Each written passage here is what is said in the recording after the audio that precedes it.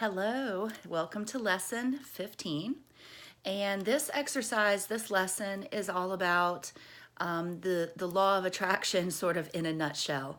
And I don't want to spend an enormous amount of time on the law of attraction because, we can talk about it endlessly.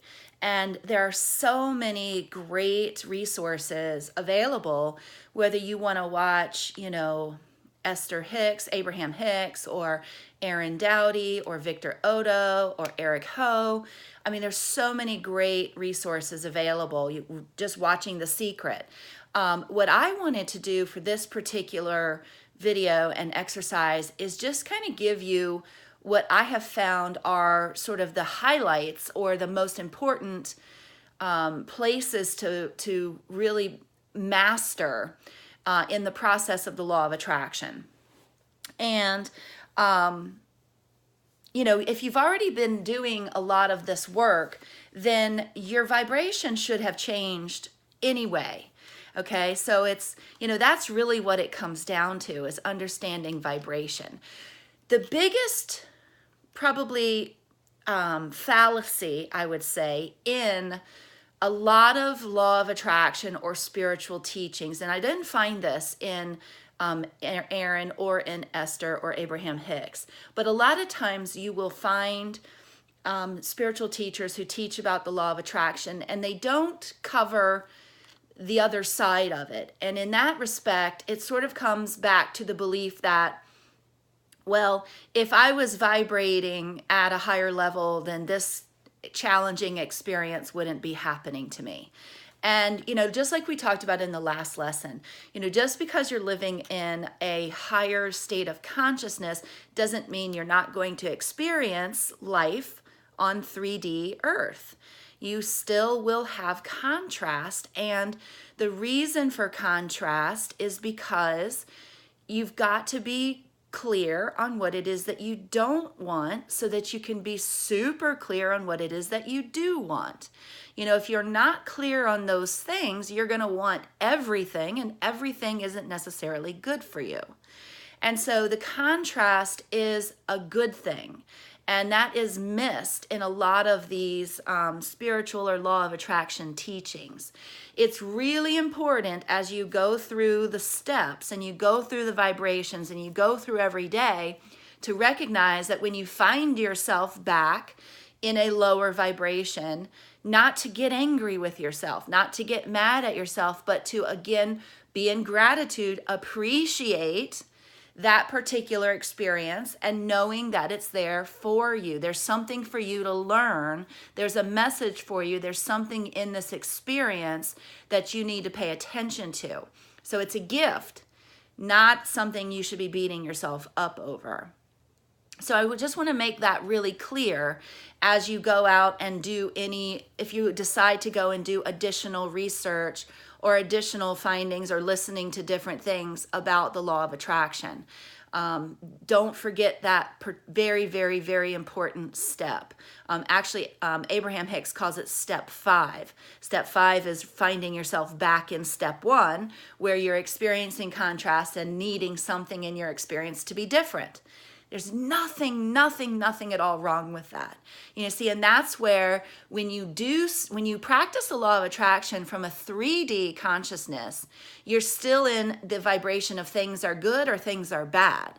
When you move into 5D consciousness, you understand that everything is good. Everything is what it's supposed to be. Everything is okay exactly as it is. And that if you're experiencing something that doesn't feel good, you have the right and the ability to control how you feel in that moment. And you have the opportunity to see it as an opportunity and a blessing instead of as, a punishment or a problem. So just keep that in mind as you're going through. So here are the 3 things that I really want to focus on in regards to the law of attraction. Okay, so first of all is what you resist persists. Okay, so this is a tough one because a lot of times we look at what is and we're unhappy. Okay, we look at the things around us and we say, well, I don't like this. Whatever is going on, I don't like this. And so I don't want to be here. I want to be over there. I don't like this job. I don't want to be here. I want to be over there. I don't like this house. I don't want to be here. I want to be over there. I don't like this body. I don't want to feel like this. I want to be that. When you identify the what is, and you're expressing dissatisfaction with the what is, then what you're doing is you're creating resistance, okay? You're resisting what is, and so therefore, where's your point of attraction? Your point of attraction is on the what is. Your point of attraction is on what you don't want, what you're not liking, what you're unhappy with. That's the point of attraction. So as long as that becomes your point of focus, it's going to persist. This is also true in regards to the people that you're around.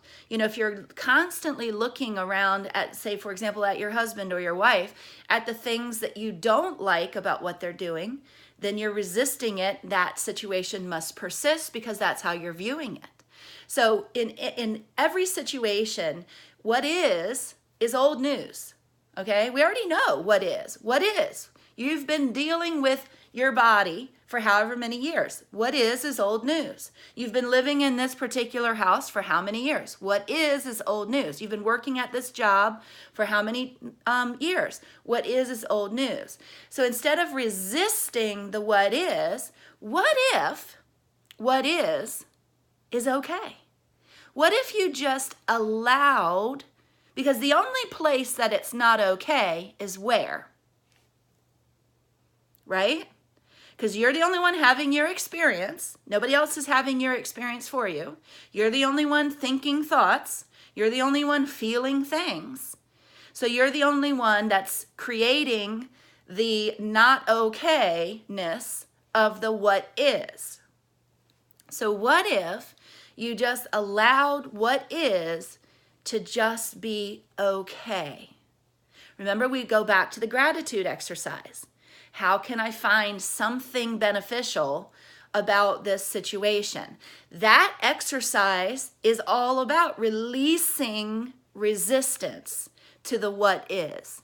What if you looked in the mirror and said, you know what? This physical body got me up this morning, got me down the stairs, got me to my job, got me 3 beautiful children, whatever your story is, okay? What if the what if you just allowed it to be okay, right? You hate your job. Okay, fine. Do you have a job? Are you homeless? Again, it's about saying, okay, this is what is, and I recognize as long as I am being dissatisfied with what is, I'm creating resistance, which means that situation is going to persist in my experience. What you resist persists. If you have more questions about that, go to the Facebook forum and ask, and we can talk about it on one of the live calls as well, if you need more help figuring out ideas on that. So let's look at the next point. That's a big one in working with the law of attraction. And this is focusing on lack, okay? So I promise you, this is a bigger problem than you realize.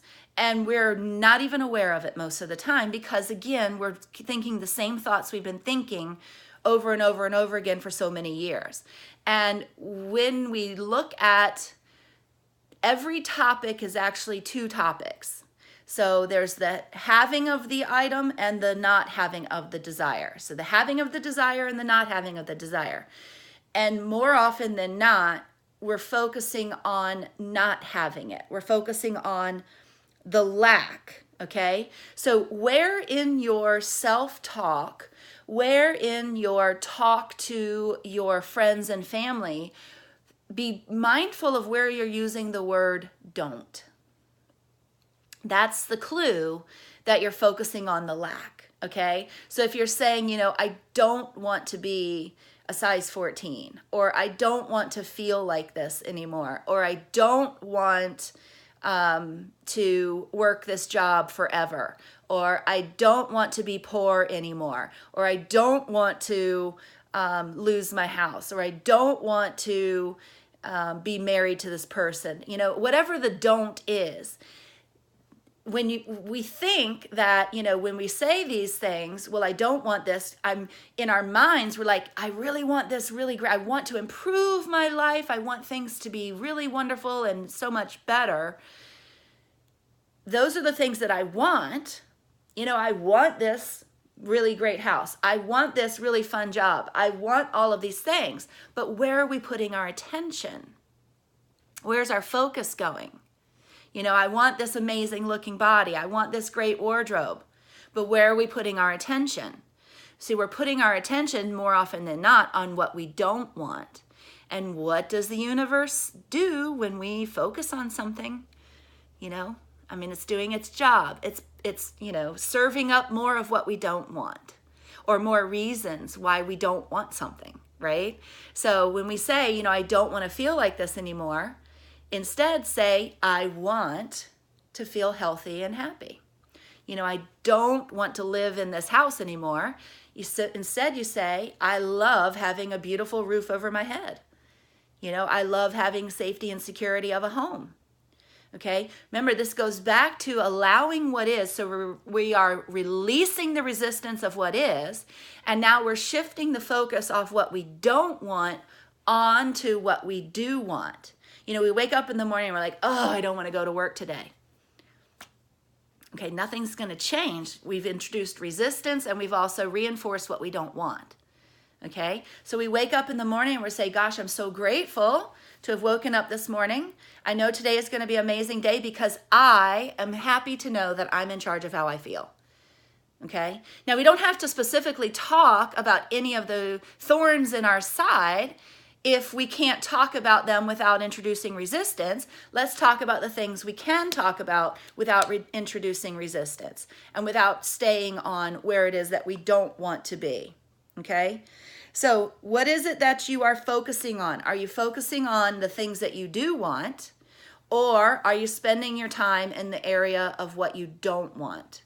And really be mindful about it. Think about it. You know, practice the mindfulness of this all day long, because this is just a practice of shifting your beliefs. Is it going to take the rest of your life to do it? No. But is it going to take some time? Yes. Is it going to take some awareness? Yes. But you would be surprised. I mean, I just look at my thinking over the last year and how drastically different it is in a lot of areas. I still have some work to do. I'm still focusing on what I don't want my body to look like. So now I'm actively working on what I do want, what I do like. I'm working on allowing it to just be the way that it is. Okay? Releasing the resistance, focusing on what I do want. All of those things, it's just being mindful about it. Okay? And then the third really, really important thing in working with the law of attraction is it's basically money. Because when we talk about the law of attraction, most everybody follows it because they want to make more money. They want to have more money, right? And, you know, I love this sort of idea that, well, we can't actually make more money because it's illegal to make money. You see, so we're already programmed incorrectly on this particular topic. Okay, you're not allowed to go into your computer, type up a dollar bill, and start printing it off. Of course, we would start with $50 maybe instead of $1 bills, but that's beside the point. It's illegal to make money. But what we can do is we can attract money. And if we understand that money is energy, just like we did the Ho'oponopono exercise with money. Okay, money is energy, just like anything else, okay? The universe is unlimited in its abundance for availability of money. You know, money is one of those tricky things because remember, we've already established that we don't necessarily get what we want, but we do always get what we believe. And, the idea of wealth redistribution is so flawed from the perspective of law of attraction. Because if you look at why do poor people stay poor? Basic belief systems. They just don't believe that money is something that they're ever going to have. And why do rich people stay rich? Because they just don't believe that their life will ever be without money, right? So it's not even about what family you were born into. It's about what are you currently choosing to believe about money, and what are you doing to attract it? Louise Hay once said something that caught my attention, and the more I got to thinking about it, it really does make sense. If you gathered up all of the wealth in the entire universe, all of the wealth everywhere, and divided it equally to every person on the planet, in 30 days, what would happen? What would happen if everybody got, let's just for round numbers in ease, if everybody was given $1 million, all 8 billion people on the planet were given $1 million, what would happen in 30 days? Well, the people who were in a vibration of unworthiness, what would happen to their $1 million? They probably wouldn't have much left. And it's not because they're irresponsible. They're just vibrating at a level, a belief of unworthiness, and so the money would very quickly leave their experience. The people who vibrated higher or believe that they are worthy of money, okay? And remember, low vibrational people are just people who are on their way to a high vibration. There's no right or wrong. There's no good or bad. It just is what is, okay? So this is not about judgment here. This is just about stating the obvious, that your vibration will determine, your belief will determine your vibration. The vibration will determine your experience, okay? So the people who are used to having money and having beliefs about having money would still have the money. So that's why it's important for us to understand when working with money, it's not about making it, it's about attracting it. And as far as the universe is concerned, is it your job to come here and, be involved in industry? No. Universe God doesn't know anything about industry, doesn't care about industry. Universe didn't send you here to write a book and be a bestseller and, attract a lot of money in that way. Universe, God sent you. You came forth to practice love. You came forth to practice love and co-creation in whatever that looks like for you. And along the way, if you decide to be a model, or you decide to write a book, or you decide to do any number of those things, when you're practicing that, when you're doing those things with love, the attraction is going to be strong. And again, we see it all the time. You can effort your way into abundance, but it doesn't usually last. And in the process of doing that, you're working 80, 90 hours a week, and your family life is destroyed. There's no balance. So we want to find that balance. And the way you do that is by understanding that money is a vibration, is an energy, just like anything else. What are your belief systems about money? And how do you feel about attracting it? And the way that you attract money is by being of service, because that's how our universe works right now. If you want, it's an equal exchange of energy. You give your energy out to love and service, and the energy is responded back to you with something that matches that vibration. Okay, so how can you be of service? Well, you can tell someone how beautiful they look today. The universe, that's very powerful currency. As far as the universe is concerned, that's high vibrational stuff right there. Well, where does money vibrate? High vibration, right? So you can open the door for someone. You can let the lady with 2 screaming kids and a whole cart full, go before you when you've got 2 items. Those are the things that you can do to be of service. So you can do that. You can also spread love. You can write a book that can be of service. There's a lot of different ways. So always be thinking about money as attracting it and being of service as a way to attract it. Okay? So in this particular exercise, what I want you to start with, if you haven't already, is, start with something that, of course, you got to start with something you have no resistance to, because I want you to see how extremely powerful it is to actually manifest something. You can literally manifest something in minutes. The key is you can't have any resistance to it, okay? You have to be clear in what it is that you want, not what you don't want. Okay, you have to be clear in what it is that you want, and you have to have no resistance to it. And that's why in this particular example, I used pink roses. And so everybody, of course, as long as you have no resistance, if you have resistance to attracting things in general, then this exercise may not work for you.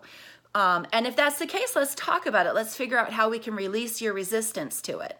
Okay, and more than likely, if you are resisting the law of attraction, you're resisting attracting things that you perceive to be good for you. It's probably a core wound of unworthiness. And so we've already talked about it. We can go back and, do multiple layers of healing.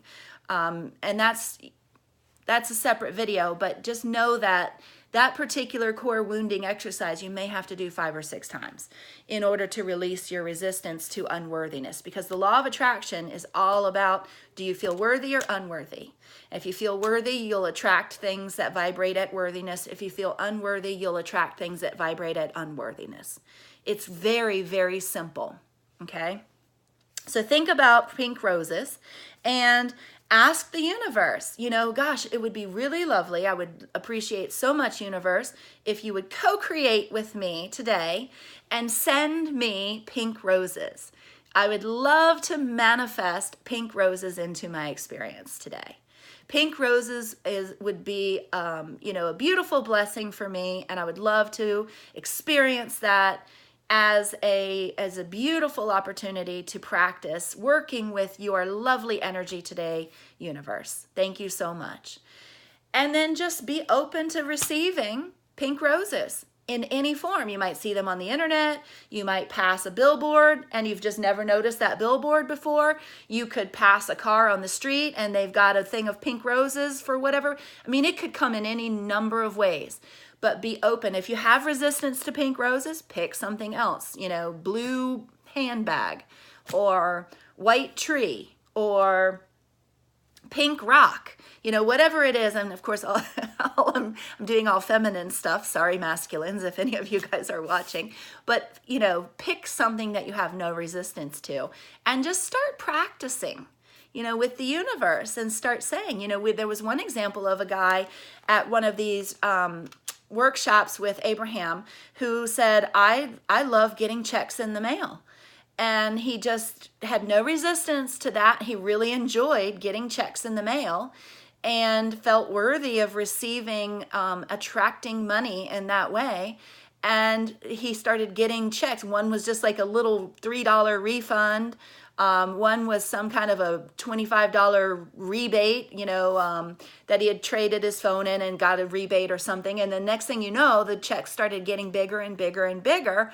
And over like a 2-month period, he'd received like 10 or 15 checks in the mail just by practicing the law of attraction and really being clear with what it is that you want, focusing on the want, not the don't want, releasing the resistance to the item, and understanding that it's just energy like anything else. And where are your beliefs? Where do your beliefs lie? So this is a fun little exercise, and I know we're going to probably have a lot of great examples in the group, and I'm looking very, very forward to hearing them. So I'll see you guys in the next video.